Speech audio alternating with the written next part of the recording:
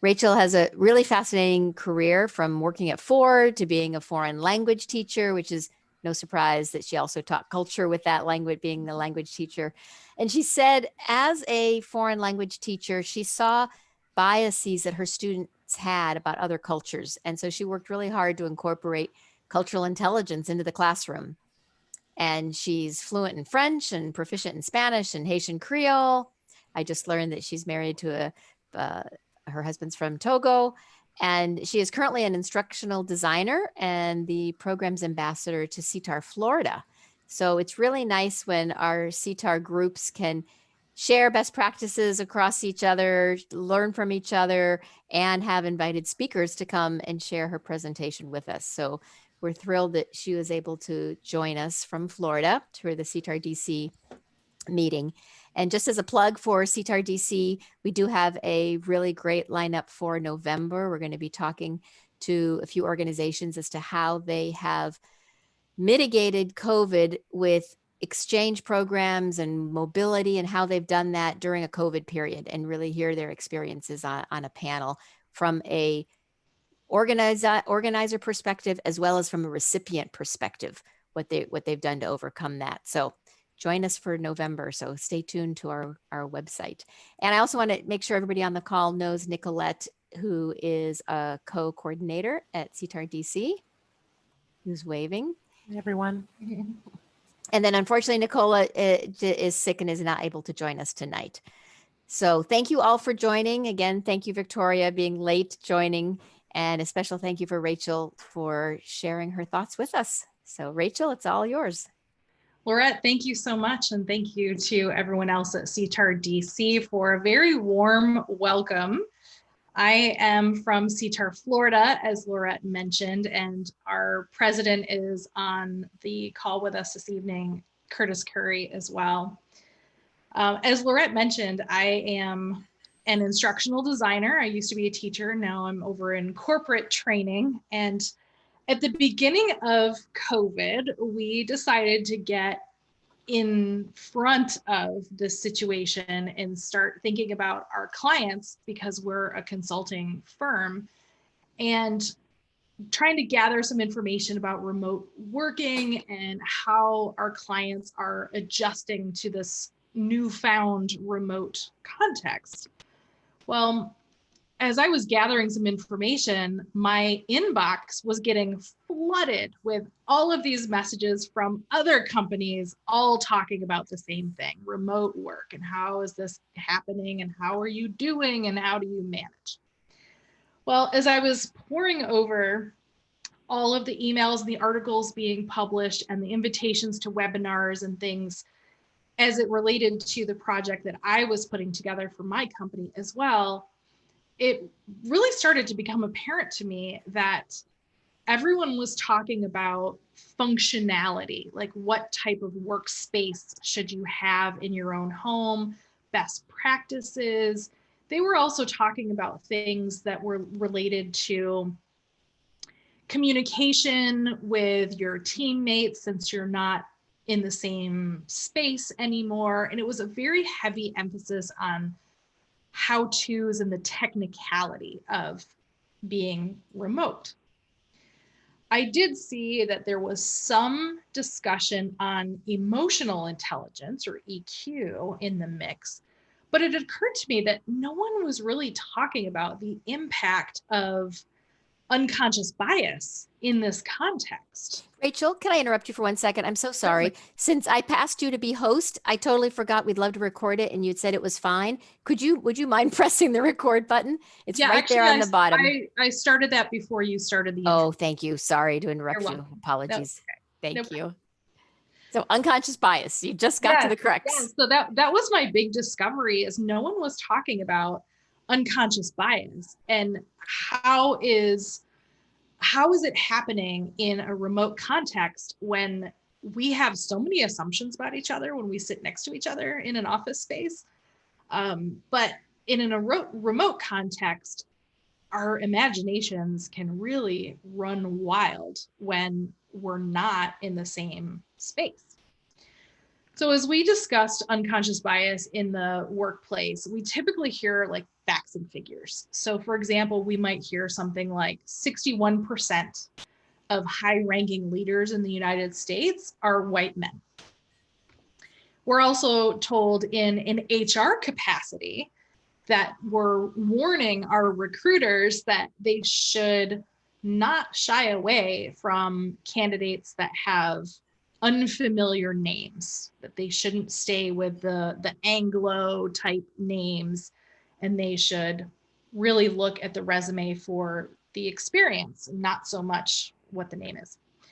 Now that remote working is the norm, we really have to get ahead of our bias, because that's going to creep into our unconscious thought process. There is a theory that is called the dual systems theory, and it talks about how our brains process information. In system one, our brains are processing information at an unconscious level. This happens automatically, quickly, and effortlessly. You don't even know that it's happening. System one processes approximately 11 million pieces of information per second, all while we are completely unaware. System two, on the other side, this is part of the brain that is more in tune with the information that's flowing in and out, even stream of consciousness. It's a little bit more deliberate and it happens more slowly, but it also takes our effort and our cooperation with our brain to process that information. System two processes about 40 pieces of information per second. So it's easy to see how 11 million compares to 40. I'm not even really sure that I ever knew 11 million things total in my life, but science actually says otherwise. If we think of our brains like a laptop or a tablet, we could say that system one is the type of stuff processing all the data in the background, all those things that sometimes you have to go into Task Manager and say, hey, what's taking up all of the memory and what's working here right now? System two is me looking at my computer and I know I have PowerPoint open, I have my email open, I have 500 tabs in my browser open, and including Facebook and LinkedIn and all these other things. So system two, we type the letter A and I know that it's the letter A. But system one thinks of an A in binary code, and that code happens to be 01000001. I don't need to know those ASCII codes. I would just type letters and it happens. But our biases result from the connections made in system one. Remember that 11 million pieces of information per second that's flowing through there? So as we're seeing in this example of typing the letter A, I am only thinking about the letter A. System two is thinking about this binary code and all that goes into creating a letter A. So the influences on system one can range from direct messages, conversations, media, the unwritten rules of culture, and our own experiences. Those experiences can range from pleasant to traumatic. The system one information just gets lodged into our brains without our permission, without our knowledge, and it causes us to make assumptions. So where do we begin with remote working and those assumptions? Well, first we have to understand ourselves and what assumptions we might be making about remote work and how those assumptions are unconsciously influencing our own behavior and decisions. For example, almost a year ago now, back when we could actually go to stores freely and not think about it, I was in a store and I noticed this woman that was near me and she was browsing just like I was. And I noticed that she was a different race than me and didn't really think anything of it. Well, the store associate walked by and this woman flagged down the store associate and asked for help or, where can I find something or whatever. To my shock and disbelief, this woman's English was perfect. She had no accent, no grammar mistakes. And I have been training my system 1 to partner with my system 2. And I thought to myself, well, Rachel, where did this assumption come from? Why would you think that she, a different race than you, her English would be broken or with an accent or something? I don't know where I get these ideas from. So I had to have a little talk with myself and, scold myself about how this unconscious bias had reared its ugly head. Thank God I had my mouth shut and I didn't actually say anything. But before you judge me, and if your system 1 is working overtime, you've already judged me. I'm okay with that. I have some good and bad news for you. The bad news is we all have bias. It's a shocker, I know.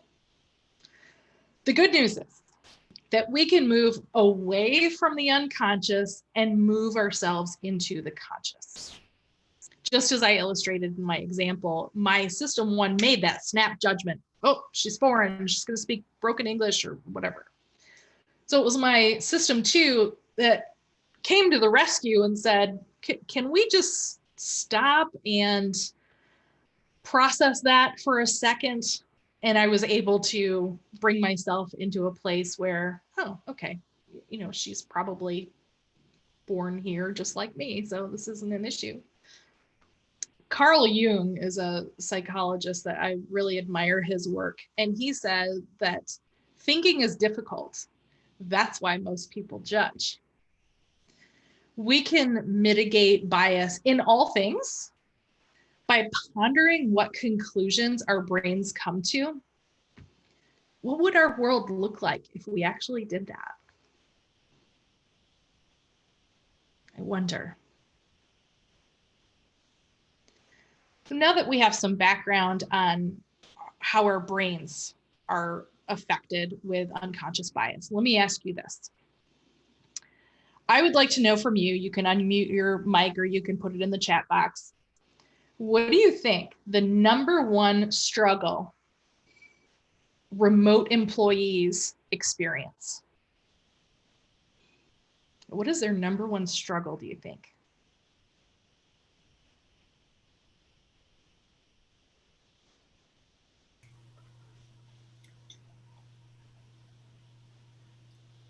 Connecting with their colleagues. Definitely. Yeah. Less connection. Yeah. Yeah. Feeling isolated, technology. Sure. Definitely. And I think part of being interculturalists, we get that. We're more empathetic to people. Yeah. Balancing kids at home for sure. Especially when, our kids come crashing into our area all the time and they all of a sudden become part of our workplace. They're just another coworker. So here is some of the responses that we got as part of this collection of information.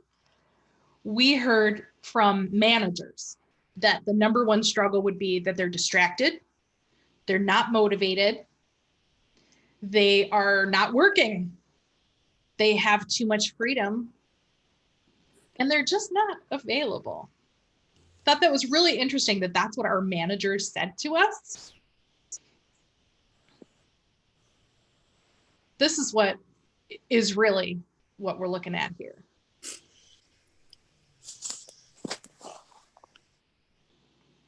So this survey was actually conducted in 2019 before the pandemic made remote working the new normal. But there are some lessons here that we can learn from this survey. As you're looking at the results, you might observe some of the things that we've talked about. with an overwhelming majority, you can look that unplugging after work was actually the #1 struggle. And as I mentioned earlier, that is one of those tidbits of wisdom that we were curating, that we found that it was how to create a workspace where this is just your workspace, and then the rest of the time in your home, you're not bombarded with feeling like you never left work. But lack of motivation is actually not on this list. And that's what most leaders were talking to us about, that they're just not engaged, they're not, working and whatever else. So if we're operating on the assumption that lack of motivation or distractions at home are the struggles of employees, how is this going to affect our actions and decision making? I would love to hear some of you answer that question. How is that going to impact our decision making if we're operating on this assumption?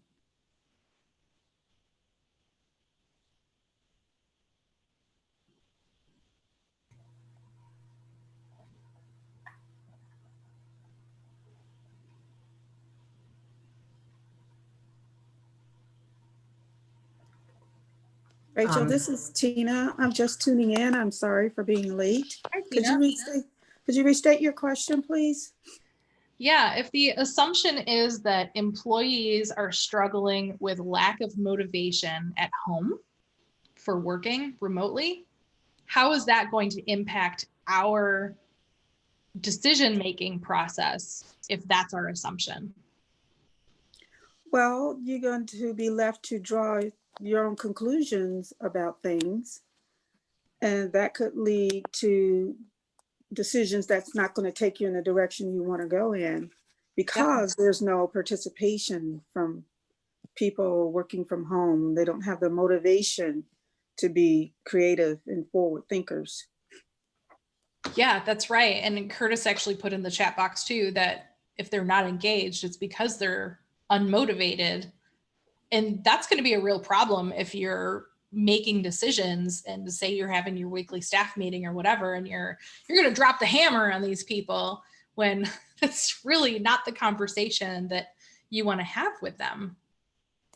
I think also you're going to look for evidence to support what you believe, whether it's true or not, and whether you have evidence for it or not, just because that's your assumption. And so you go with that. So you're going to look for things that if you can't reach them for 2 seconds, you're going to think that they're not working then. That's right. That's right. And that you bring up a great point that I'm going to talk more about later. That is a specific type of unconscious bias that's called confirmation bias. And that's exactly what happens. And this happens in lots of different contexts. This could be, well, I feel a certain way about this person, not sure why I feel this way, but now I'm going to start to look for reasons to justify why I feel that way about that person or that situation or that company or that political candidate or whatever. Yeah, we're looking for stuff, and it's the confirmation bias. So if we're making certain assumptions, the farther I was digging into this, I was discovering that these assumptions really do have a negative impact on the decision making that goes along with our thought process. And it's more about conscious bias than unconscious bias, and that also needs to be addressed. So if we are working in a place that somebody doesn't have like a virtual background, then you get to see where they live. And if there's people walking behind, you get to see who they live with. And there's all kinds of things that can happen with their place is a mess, or look who they're married to, or look what kind of artwork they have on the wall, or, our imaginations run wild, and we'll find anything to stick to and look at. And then our system one is just going to grab all 11 million pieces of information and just go off with it. we just start filling in the blanks for ourselves. And that's where system one can lead to misunderstandings, frustration, or worse. So with that in mind, I think it's really important that for us as leaders, as consultants, business owners, entrepreneurs, speakers, employees, people, that we need to be even more intentional about combating our bias. This is my friend. She and I got talking at the beginning of my research project. She is a manager at a call center. She's been a manager in that sort of context for about 30 years. So I called her immediately and I said to her, you know, now that you're managing a remote group and you've always been in person, how is this going for you? She was my first test subject, if you will. So she was telling me that before they sent everybody home, she had some low performers on her team. And some of them had already been put on like a performance improvement plan or something like that. So she was convinced that these low performers were going to lack accountability. They were going to take advantage of the situation. They weren't really going to be working. All the things that we discovered that managers were saying about remote workers. She was expecting to spend more time coaching these individuals and probably terminating them than she would normally in an in-house context. Well, she was experiencing a specific type of unconscious bias. It is called the horns effect. And you could probably see where we're going with this. So if you are operating on the horns effect, you already have a negative outlook on this person and they can do no right. Does not matter if they bring donuts every Monday for the whole office, or they are your go-to and they're just generous, or they're cheerful or whatever. You've already decided that they're just not a great person for whatever reason. So she was assuming the absolute worst about these employees. But, you know, something funny happened. What happened was the low performers were actually scoring higher on their metrics than normal. So she later found out that they were scrambling because they figured with the pandemic, there was going to be layoffs and that they were going to be cut because they were already on performance improvement plans. So the writing was already on the wall for them. So now they were like, I got this. I have got to get myself together and I'm going to work so hard. Weird. That's not what she expected at all, especially since she was looking through the lens of the horns effect. So it's really important to understand what drives performance for the individual in a remote context. And just as we're seeing all through this fall with our kids, and our kids being given the option of either doing remote learning or in-class learning or a combination of both or virtual academies or what have you, one solution does not mean that that's going to be the solution for everybody. It's not a one size fits all.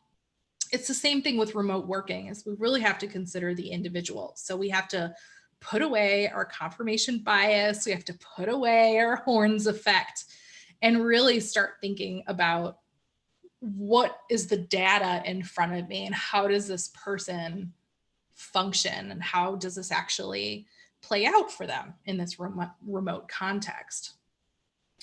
But imagine if she had stayed with the horns effect and didn't really look at the metrics for these people scrambling. It could have been detrimental for some of these folks. So we talked to another manager, his name is Cameron, and Cameron shared his story with us too. He was saying that He has always been very intentional about setting expectations with his team. And all of a sudden, as soon as everyone went remote, Cameron wasn't available to his team. He wasn't answering messages. He wasn't answering calls every day from about 11 to 2. But he considers himself very transparent with his team, but he failed to tell them that he set aside each day for lunch, followed by homeschooling with his kids. And Cameron was pretty confident that since he had a really good rapport with his team and he has a lot of communication with them, that he had set proper expectations because they're really a high performing group. And the metrics all of a sudden were dipping and his team was getting frustrated because he just wasn't around. So my question to all of you is, what types of assumptions is his team making? And what type of assumptions do you think Cameron is making? You can unmute yourself or you can put it in the chat. Well, that he doesn't care. And the assumptions that the team is making that he doesn't care. And Right. his assumptions may be that my team is on top of things. They're on the ball because they've demonstrated to me in the past. So I don't need to be as engaged in them as much as I was before. Right. Yeah. I mean, if things are usually on target and they pretty much run themselves with very little intervention from him, he might think that, yeah, things are just going to be situation normal in this remote context. What do you think about his team? What do you think his team is thinking about? What are they assuming?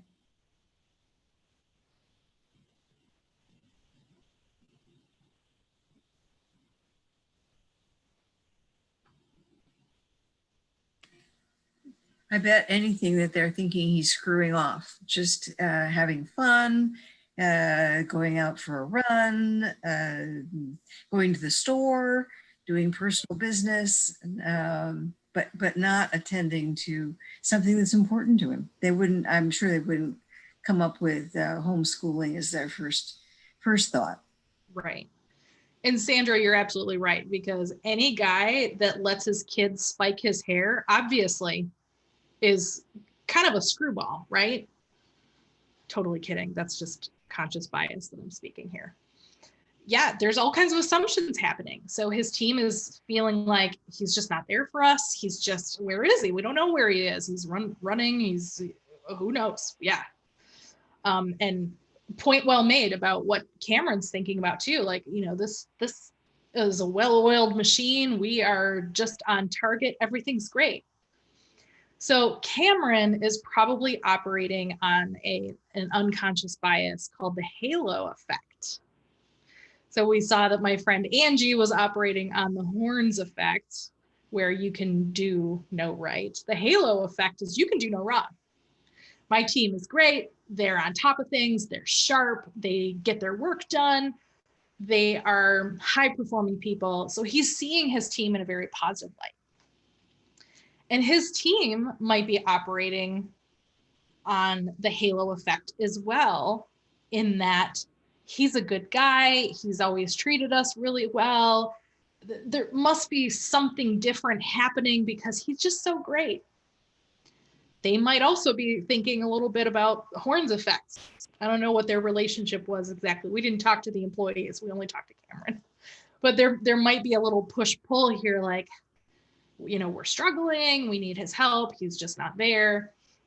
And really, if you want to know the rest of the story, Cameron just didn't count on the increased call volume or the complexity of these phone calls during the pandemic, because this specific call center was about healthcare. And a lot of people needed healthcare because they're getting COVID positive and things like that. So he just didn't anticipate the spike in calls and that his team would actually need him more than normal. because they're pretty self-sufficient ordinarily. So another type of bias that I want to introduce at this point is the affinity bias. So with the affinity bias, with Cameron's situation, he's assuming that since they're all remote, they all have the same situation. They all have kids, they're all juggling a lot, they're all just trying to make it work, because when you have the whole household under the same roof 24/7, we're all in the same boat. And that's one of the things about affinity bias that we need to get in front of. So another question for you, for the whole group, is, have any of you experienced the halo effect or affinity bias like Cameron? You can use the raise hand, or, you know, something in the chat box like, you know, yes, I have, no, I haven't. Yeah, and I like Laurette's comments and Curtis' comments here about lots of assumptions. And if in fact you have experienced halo effect or affinity bias, or you have projected that on someone else, I would love it if you would open your mics and tell us briefly a little bit about that. Well, Rachel, this is Tina. Tina? Having served 20 years in the military, I've experienced the halo effect, where there's a position available and someone needs to be placed in that position. And because an individual, and I'll go ahead and say airman because I was in the Air Force, because a particular airman was good at community service, the master sergeant or senior master sergeant assumed that they would be good at being in charge of the rest of us NCOs. And that wasn't the case. Or just because someone was well at answering test questions doesn't mean they had a bit of skills when it came to dealing with people. So that's another halo effect. Oh, I'm great because I scored all the answers right on the test. So I'm going to put this person in charge and they can be in charge of these people. And that didn't work either. Mm-hmm. Yeah, that resonates with me too, Tina. I have seen that play out where it seems like there's a group of people that keep getting those promotions, and there's another group of people that they have just submitted 1 million applications and they're just not getting anywhere. That's a great example. And Curtis submitted this too, that for his grad students who've done excellent work in the first few weeks, that we give them the benefit of the doubt for the rest of the term. Isn't that interesting? So interesting how this plays out. And we've all seen this. We've either done it or we've seen it. Yes, for sure. So I want to talk about Sandra. Sandra is another manager that we talked with. Sandra is one of those proactive, go-to people, very task-oriented. She was proactive by getting her expectations communicated to the team. She set up a plan, she put it all out, and then she executed on the plan. And she told the team that she was going to be scheduling one-on-one meetings with them just to talk to them about their, if they wanted tips about their home environment, possible constraints, just like a welfare check. And also, what kind of flexibility do you need at home given the situation of other people being at home, and just kind of having that personal touch with her employees. So her team was feeling pretty good about, yeah, you know, we could use a little personal touch here. So 3 weeks go by, everybody's been remote, and she hadn't scheduled those one-on-ones with all the team members. And as they started murmuring with one another, they discovered that some people had their one-on-ones and other people didn't. So What do you think the assumptions of those people are her team, that they didn't get their one-on-ones?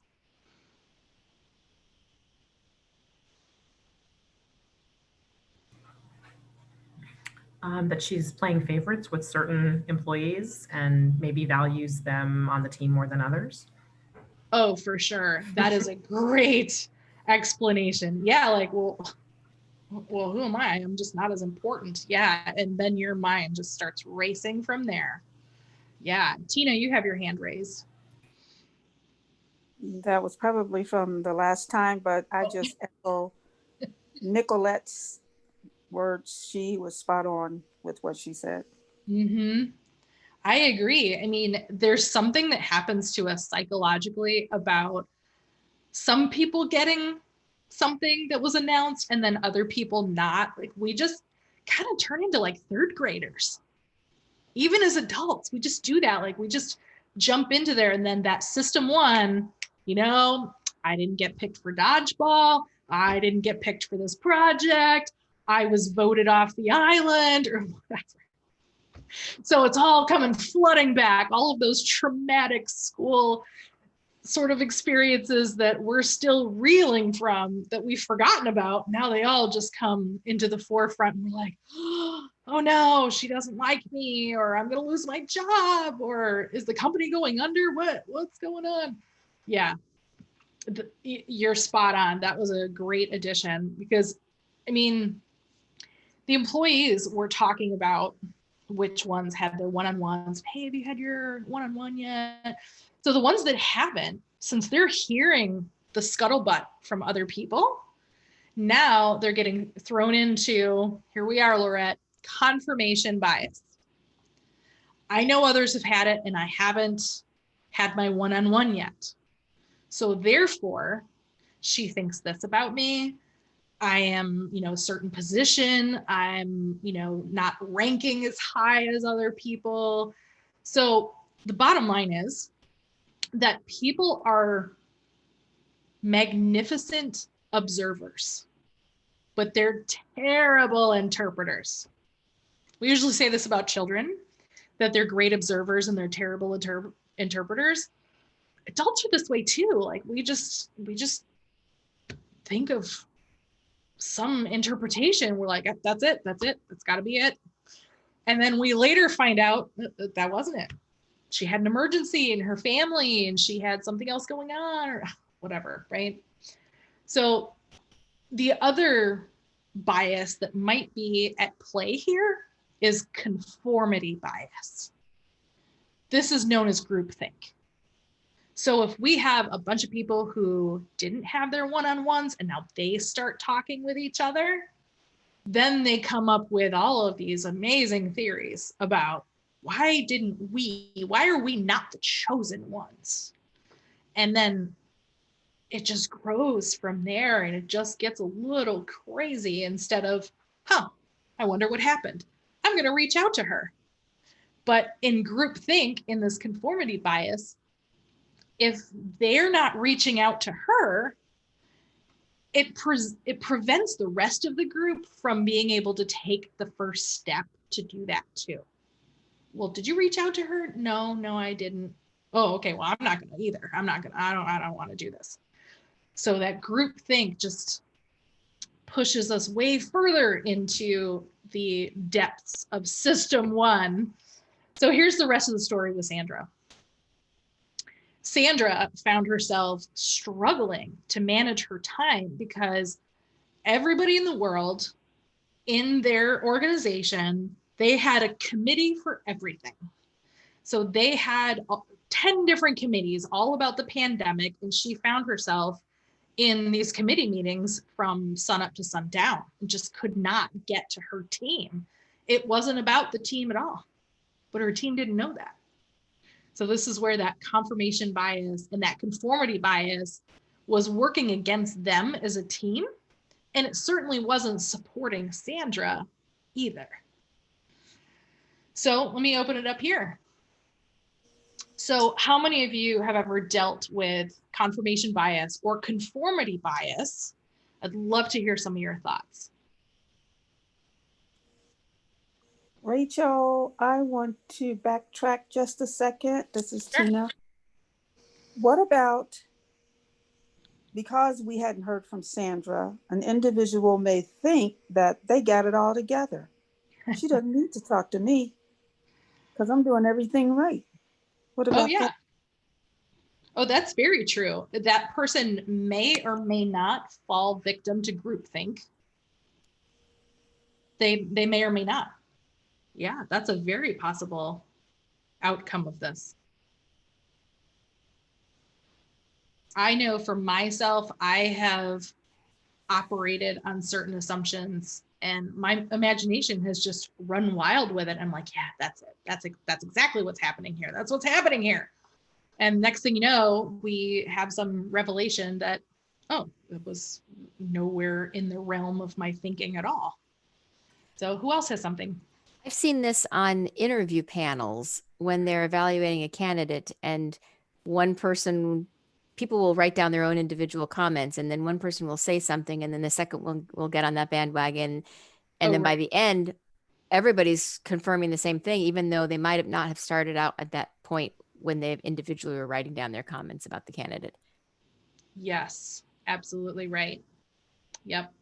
And some of that group think really settles in there. Mm-hmm. Yeah. And Curtis has a comment here as well that for a lot of us who are in some sort of intercultural capacity, a lot of us feel as though we're immune to this bias. Like, oh, we just don't have bias. I don't have this type of bias because I'm empathetic to all of these people. Or, you know, we hear people say like, well, I'm not racist. I don't see color, you know, things like that. It's like, yeah, okay, well, there is some bias there.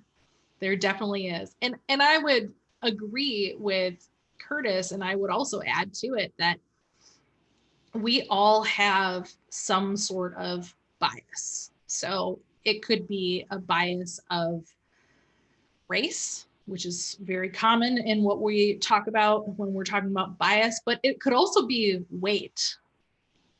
We tend to gravitate more towards thin people than larger people, or taller people rather than shorter people. It's really interesting how all of that works, and where we get these messages, I'm not sure. I don't know who I need to fire to stop sending these messages out, but it's out there. Media, advertising. Oh, for sure. Yes, for sure. So my last manager that I want to talk about is Sean. Sean wanted to make sure that he moved his team to a digital platform because prior to this, their project management system was a big bulletin board, like a Kanban kind of board, and then they would move their pieces where they needed to be on the big bulletin board. Well, now that they're remote, there's no access to the bulletin boards. So how are we going to be able to see what progress we're making on the projects? So he set the expectation that his team update this tracker daily. So he has an employee, and we'll just call her Sheila, just because Sheila and Sean sounds fun. So Sheila has been attending the daily team stand-ups. And Sean told us that on average, Sheila tends to be an average performer. She's in her 60s, and she's been known to struggle to meet some deadlines. And so he noticed that a few weeks have gone by and Sheila hasn't added anything on the tracker. So he wanted to hold her accountable, and he was really thinking, you know, I'm just really going to stick it to her. I'm just really going to drop the hammer and talk to her about this. So he set up a meeting and wanted to do a checkup. So before I tell you the rest of the story, what kind of assumptions do you think Sean is making about Sheila?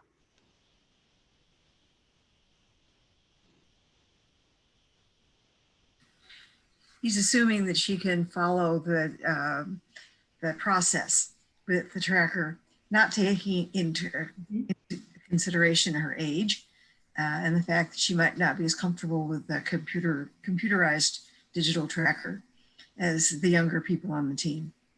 Right. And I'm glad that you brought that spectrum to pass, because it could be that she knows the process. She's just not following the process for whatever rebellious reason out in the world. She's not following the process. But it could also be, well, she doesn't know how to do any of these digital things because she's in her 60s. So obviously she's going to struggle. So Tina agrees with that in the chat. Curtis said that she has other priorities. Maybe that's why she's not getting her work done. Yeah. So that's the other assumption too, isn't it?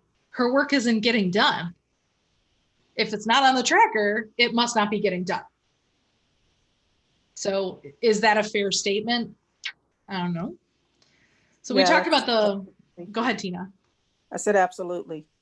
Yeah. So we talked earlier about the horns effect. So if she's already known to be someone who struggles with deadline, it takes her longer to do things compared to her counterparts. So there might be a little horns effect, because Sean really wanted to drop the hammer. He was really thinking that this is it. We've had so many issues with Sheila. I am really just going to rip her a new one here. So that's given her history. So he's really looking at her as if she can do no right. But we also want to talk about ageism. We already said it, right? Her age is a problem. So if you're over a certain age, you can't be techie, apparently. That's another writer out there that I need to fire. I don't know who's sending that message out there, but in my organization, we have IT architects who are in their 60s, and they're just fantastic. They just know their craft. It's just amazing. And because Sheila is in her 60s, that's the assumption, is that she is old school.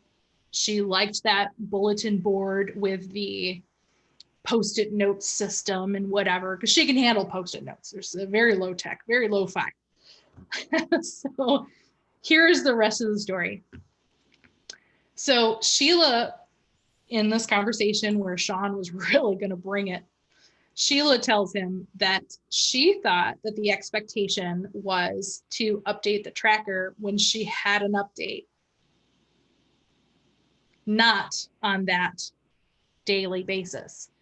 And their expectation before going remote was updating it on a weekly basis. So she had it in her mind that, I'll do it weekly if I have an update, and if I don't have an update, I don't put anything on there. And because her work stream is different than others, some of her workflows take longer as compared to some of her other colleagues that they have updates hourly or every day or, whatever. So one of her concerns that she didn't approach Sean about, and now here's Sean trying to really give her a hard time and call her to task. Her concern was that because her work is so different, she didn't really know how to translate her work into this new tracker. It was a little bit different. So she wasn't sure how to do that. And it also turns out that even though Sean had put in to IT that everybody on his team should have access to this tracker, she didn't have access to the tracker. And she has been working with the IT help desk to resolve the issue. And she just naturally assumed that Sean was too busy to actually deal with this type of minutia. So she was just doing him a favor by taking it, running with it, and being proactive herself. So given all of this situation with the ageism and also the horns effect, how many of you have seen this come to play? What have you seen when it does come in?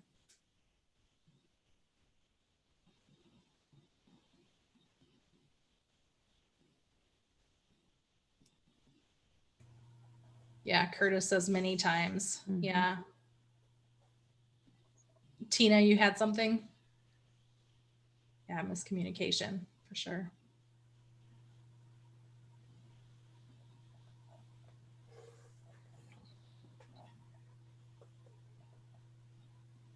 Yeah, it's just like I posted, miscommunication.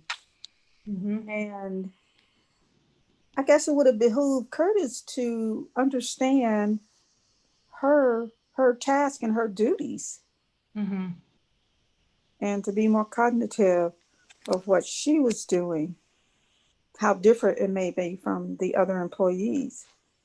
Yeah, for sure. Yeah, maybe Sean could benefit from a little emotional intelligence training here and making sure that he's touching base with everyone, making sure that, you know, their remote situation is productive and they are feeling good about it and they're doing all right. Yeah.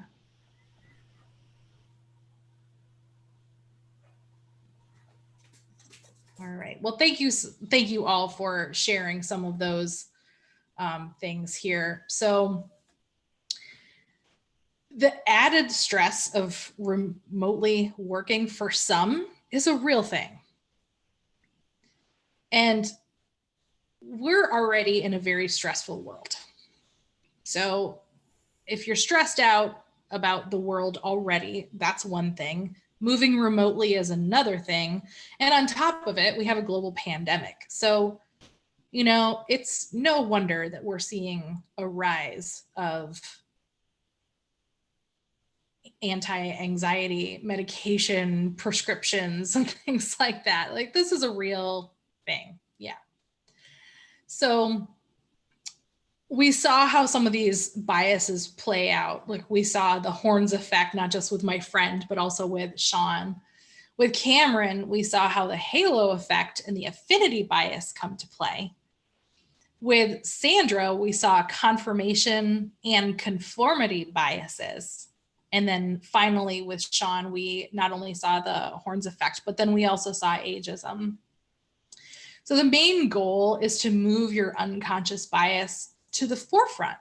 Get that system 1 to switch over to system 2 when appropriate, and really start to slow down the thinking and ruminate over, why do I have this thought? Where did it come from? And then start rewiring your brain. So how do we do this? All right, first, we need to be willing. Being willing is really important because this is where you learn where those blind spots are.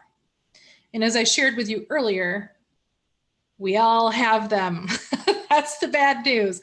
The good news is if we follow our steps here, that we can move a little bit with our system 1 and system 2 as that partnership. If you haven't already, I invite you to check out the Harvard Implicit Bias test. There are a variety of tests on there that it's really interesting to see where are our biases. I am a great fan of Steve Harvey. I thought his show was fabulous, and I'm sorry that it's not a show anymore. He actually invited one of the developers of this implicit bias test from Harvard to his show. He had everybody in the audience take the black-white bias test, and he found that everyone in the audience, and he has a really good mix of white and black folks in the community, every single one of them leaned towards white people as their gravitation. Weird, right? That's not what you would think. But as Laurette said earlier, it is about the media. It's about all of these hidden messages, subliminal marketing, all of the things that we've been hearing about for centuries, quite frankly, in this country anyway. So they have tests on age, if you want to see where you rank in ageism, or perhaps sexual orientation, weight, as I mentioned before, disabilities, you name it. They have all kinds of tests. It's really fun to go through there and see, and they're adding new tests all the time. So it's really an interesting way to see where are some of your blind spots. So the second thing I would offer is, let's train that brain. Ask yourself, whenever you catch yourself, just like I did with the lady in the store when she started speaking English and it wasn't broken, it was perfect. Is this thought free and clear of bias? It's a very simple question, but it's very hard to answer. And you're going to have to be honest with yourself because our imaginations do run wild. And as I mentioned earlier, when we see our colleagues and our friends' living environment through Zoom, we see what is happening behind them and their artwork and their desk is a mess, or maybe it's neat, or who knows what's happening here. Our preconceived notions can overshadow who this colleague is to you in this specific context. Does it matter that they have screaming children in the context of what kind of work you do with them? Maybe, maybe not. Does it matter that they have a Picasso on their wall and you hate Picasso? I mean, we really have to stop and think about who is this person to me and how can we work together? And I'm just going to set aside any of these things that are going on in the background. This is where we can change system 1 to partner with system 2. You can't shut down system 1. That's more bad news. I'm all bad news tonight. I'm so sorry. That's more bad news, but you can make it partner with system 2, slow down that thinking, and then start processing in system 2 through that filter what is actually happening and where might I have a bias. Finally, third, we can get some help. So there is an African proverb that says, it takes a village to raise a child. I am convinced that it takes a village to do everything. I can't do anything on my own. I really need to bring people into my circle. I need to create a network for myself. We're meant to do life in community. So if you see from either the Harvard Implicit Bias test, or maybe you trained system 1 to filter it through system 2, and you found a particular potential bias that you have, this might be a really great opportunity for you to reach out to someone who is that. Maybe they're super tall and you're super short and you're like, I hate these tall people. You want to reach out to them and, maybe see what's happening here. Think about people in your circle that you can trust and think about, can they speak truth to you? Will you give them permission to speak the truth to you so you can learn from it? Maybe you want to accompany that person to events of their specific culture.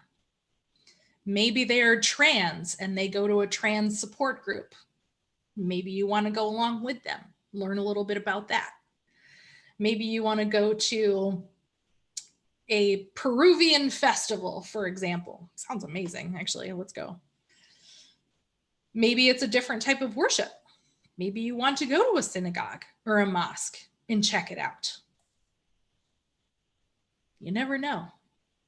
You may not ever get that opportunity again. Well, friends, you can thrive in times of uncertainty. If you respond consciously to system 1 and add those assumptions through the system 2 filter, you can manage any assumptions, mitigate that bias as they arise, and you will be able to recognize them for what they are and then act decisively. And I will turn the meeting back over to Lorette. Thank you, everyone. Yay, let's all come off mute and give Rachel a round of applause. Thank you. Yay. Thank you, Rachel. Good job, Rachel. Thank you. Fascinating. Wonderful. Wonderful. So the brain system 1 and 2 is really interesting. And I love the quote, thinking is difficult and that's why we judge. Right. And that there's conscious bias and not only unconscious bias, and how those play into each other. And your case studies were really brought it to life. So thank you. Are there any questions? I think we asked them along the way, but if anybody has any comments they want to make right into the chat or come off of mute. That was fascinating. It is fascinating. Mhm. Really, really great. So people are saying, thank you, really helpful, great presentation, fantastic, marvelous. Mhm. Well, we invite you to all, thank you all for joining tonight and in the early morning, hours of the morning. And I am sorry, I didn't even introduce Sandy Fowler. Sandy's the president of SIETAR USA, and she's been on the call. So thank you, Sandy, for joining us as well. Our next SIETAR DC will be middle of November, November 19th. So stay tuned for details on that. And thank you again, Rachel. It was really, really interesting. I think it's given us all a lot of thought, and I think we will all pause when we start making these assumptions. So thank you. Thank you, everyone. All right. Take care, everybody.